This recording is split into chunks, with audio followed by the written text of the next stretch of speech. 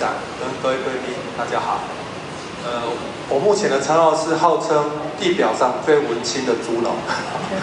然后，今天来这边很高兴，来这边发现，我以前用的喜饼就是国元益的拉法寿，然后发现，有人菜卖的比我的猪肉还贵。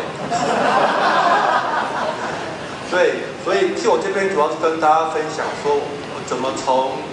不同的产业回来农业，然后在了解农业之后，怎么在爸爸的严厉监视之下，如何用最少的资源慢慢朝品牌的路一步一步这样走过来，就希望跟大家跟大家分享的。有人听过这个品牌吗？可以举手一下，让我高兴一下。哦，好，谢谢。我在彰化田尾养猪，我们是第3代了。花田喜之，花田代表说花都田文，然后就其实在农业它是要越在地才能越国际。然后另外一方面，因为我们的猪都吃素的，所以田代表说我吃的东西都从田里面长出来的。然后喜字是猪的意思，大猪。然后喜字，我希望说，我们吃猪可以回到最原始的时候，吃猪肉是很快乐、很安心，有那种圆满的感觉。所以这是我想了好几天才想出来的品牌的名字。然后自家养节气时，代表说我希望就类似我帮你养猪，帮你养大，然后让你去吃，然后我们会吃一些台湾当地节气的非规格体的食材，然后达到更好的概念这样。好，这大概是我的一些简历了。其实我有2个硕士，然后之前在资讯产业做事，然后因为后来发现其实资讯产业也是一个卖肝的行业，然后公司派我去大陆，想说那回来好了，爸爸有一个产业在那边，把它好好经营，其实是一个很好的。然后我最近回来大概第8年了。然后也跟爸爸凹了千万去改肤色。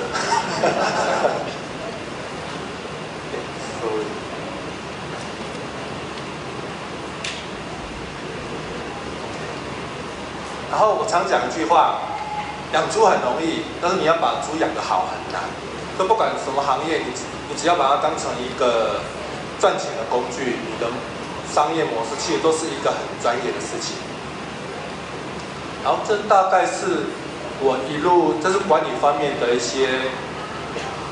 专业，然后其实主要我是蛮感谢农委会跟中卫，他们一路有开一些课，像农委会他们有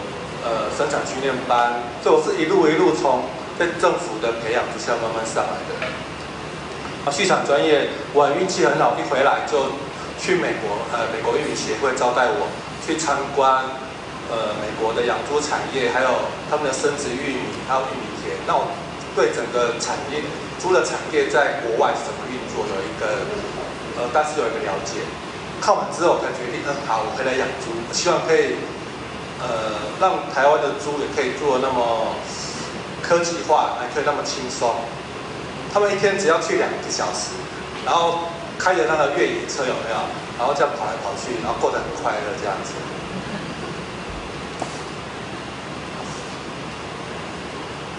然后其实我跟中卫合作蛮多案子的，然后重点是我去年也有在 FlyMe 募到100万，对。好，这个大概是我们公司虽然很年轻，但其实我是第3代，从阿公那时候就开始养猪了。其实我最早是做冬粉的，也是做食品业。那时候政府推动养猪，而且豆渣可以去喂猪，所以从阿公那时候开始。那我爸爸就那个年代的，是我爸爸比我更可怜，阿公就要回来，他其实是公务会计的，然后阿公就要回来，他开始接冬粉厂、猪场，然后在我开始慢慢把它推上品牌。那大概讲一下养猪这个产业的现况。其实养猪在农业从以前到现在是它的产值都很高，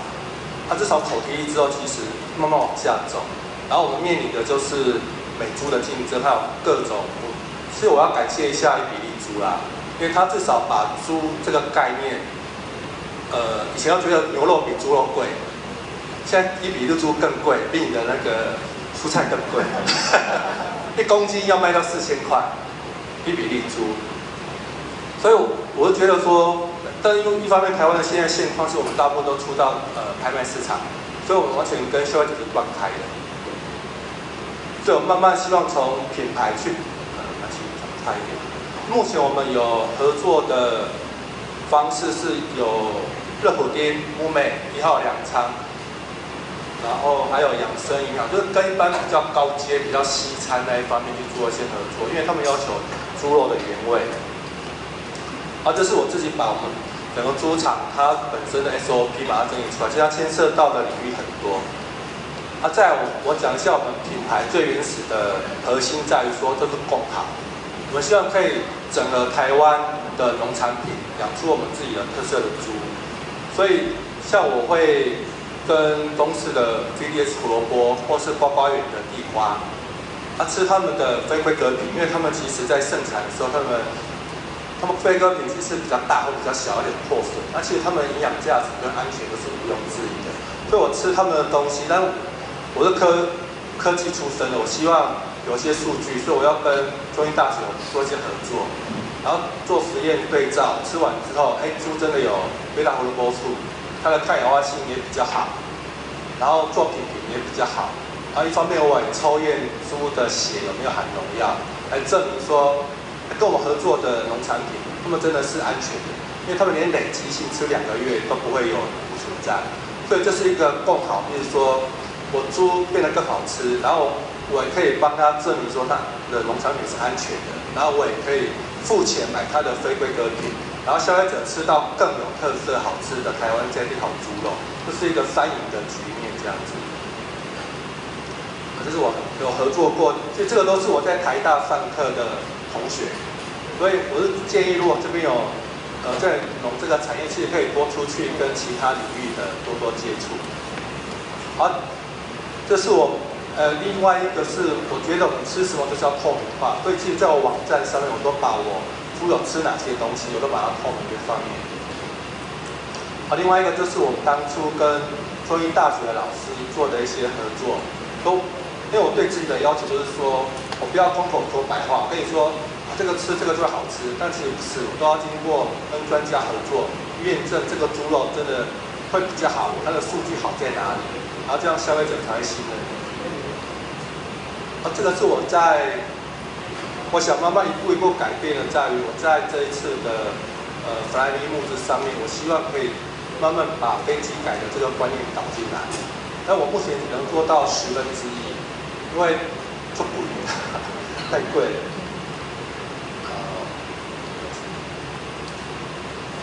这个就是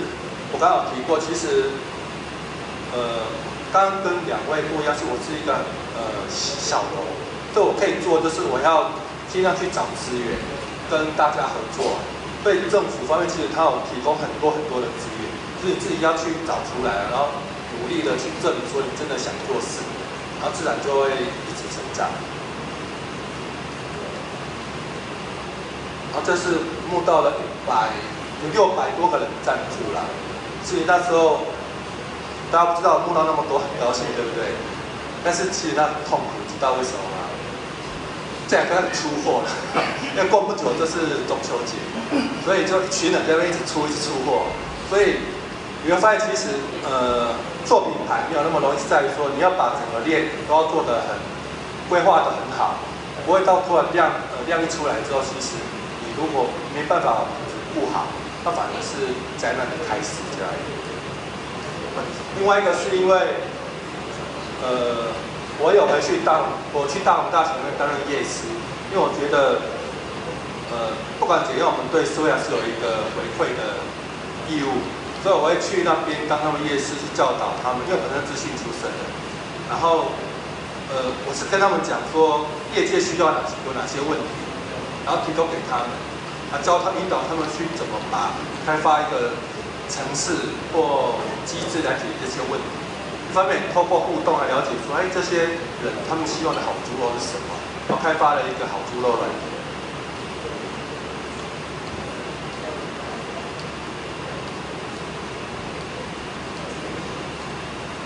然后另一方面，当然我有赞助过 Ted， 他们吃我的猪肉了。然后再来是另外一个是在于说，重点在于说，我已经从生产端，然后行销端，但是后来我发现，其实我的终端客户就是一般消费者，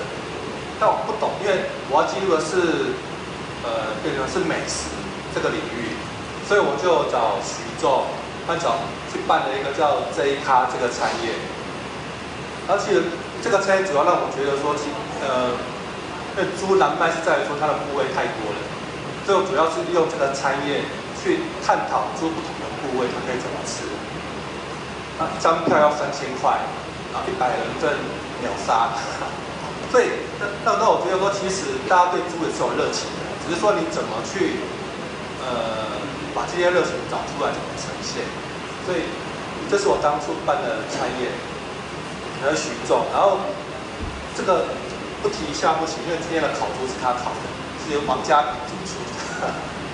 他没有来，但是这是由他们帮我。他说要烤20个小时，用低温这样去烤，这样，所以真的蛮不容易的。所以你会发现，其实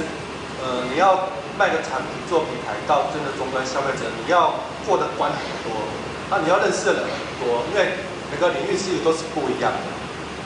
其实就是要一起对话，一起沟通。其实这要感谢我爸爸，因为平常就要跟他沟通，所以你会发现其实跟其他人沟通算相对容易。然后这是另外一个餐业是在新竹北有一个种子设计，他们擅长就是做节气料理，就跟他们做一些合作。再来是我下一步是我把我家的三合院的猪舍，我把它改造成实验厨房，还可以办活动，然后以后可以跟粉丝做一些互动的地方。它这个大概讲一下是，其实你分析过之后，你会发现其实消费者他要求他的需求是很多样的，那其实目前的方式其实都没办法满足他们，所以我下一个阶段我要做的是，第一个我希望可以做到。客制化的代养，都说好，假设你要吃飞机改的猪好了，但是在目前的机制下没办法有这个东西出现了，所以我以后我会有一个页面让你去预购，把这些技能整合起来，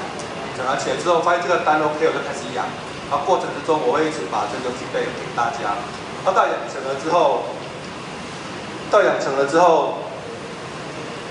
我可以看出来你要办活动，或者你要加工，或者你要送给别人什么，我都可以帮你做。这是我下一阶段我想做的。再来是我想要做客制化分切，是在于，为什么婆婆妈妈喜欢去菜市场？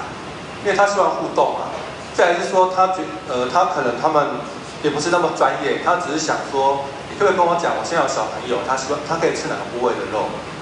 其实他们需要有需要的是这一种互动。所以我下一阶段是。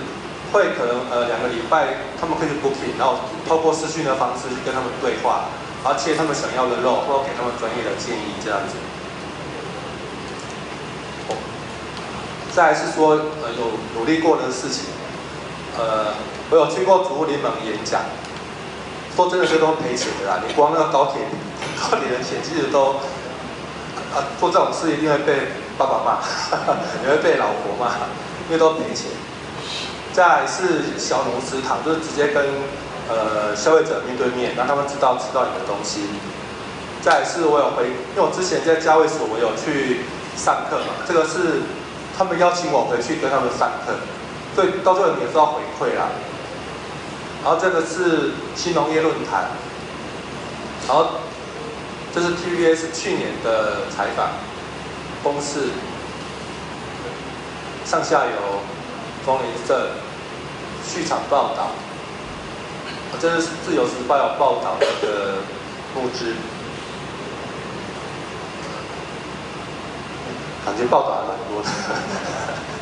这是到最后连有机猪都来报道了，我就觉得我又不用养有机猪，你干嘛来报道我？其实后来他们说，其实他们现在就是有机共好年啊，他们觉得这个理念他们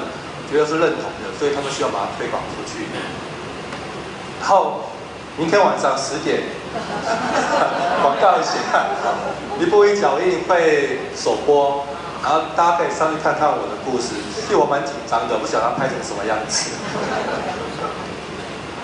然后对啊，革命尚未成功。然后这是我的官网，然后